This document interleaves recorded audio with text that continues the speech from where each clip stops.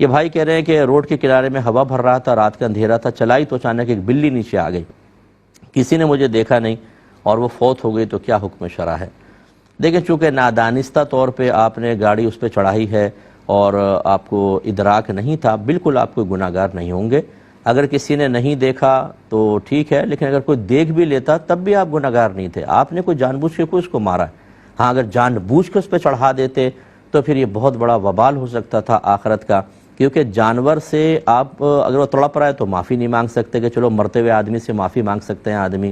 اور بروز قیامت اگر جانور کو سامنے کھڑا کیا جائے گا جس پر آپ نے ظلم کیا ہے، تو ایسا تو ہو نہیں سکتا کہ آپ کی نیکیاں نکال کے اس کو دے دی جائیں، وہ تو بیچارہ نیکی کا اہل ہی نہیں ہے، نہ اس کے گناہ ہے کہ وہ آپ کے نام عمل میں ڈال کے نجات کا ذریعہ بن جائے۔ یعنی اب یہ صرف مشیت الہی پر موقوف ہوگا، اللہ چاہے گا تو بخشے گا اور چاہے گا تو عذاب دے گا۔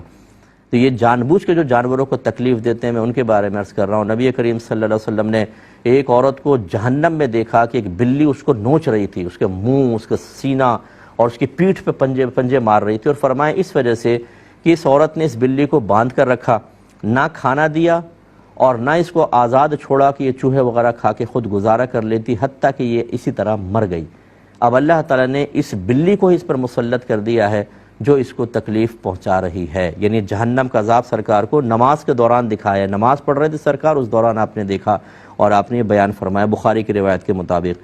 اس سے ہمارے وہ ذرا بہن بھائی درس حاصل کریں۔ کبوتروں کو اتنے چھوٹے چھوٹے دڑبوں کے اندر بند کر دیں گے، طوطوں کو اتنے سے دڑبے کے اندر،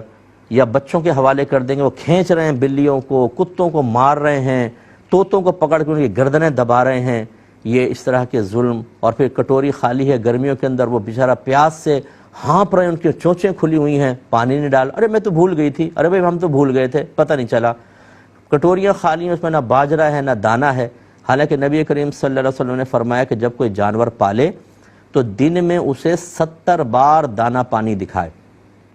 یہ محاورتاً عرب لوگ جب کسی چیز کی کثرت ظاہر کرنا چاہتے ہیں تو 70 یا 80 کا ہندسہ بیان کرتے ہیں، مراد 70 کی تعداد نہیں ہے، بلکہ مراد یہ ہے کہ بہت زیادہ کھانا پانی دکھائیں کہ بالکل بھوکے پیاسے نہ رہیں۔ لیکن اپنے شوق کے اندر اور ذوق پورا کرنے کے لیے جانوروں کو اذیت اور تکلیف دینا، یہ آخرت کا بہت بڑا وبال بن سکتا ہے، اس لیے احتیاط کریں۔ لیکن چونکہ آپ نے نادانستہ طور پہ گاڑی چڑھائی، آپ پہ کوئی انشاءاللہ وبال نہیں ہوگا۔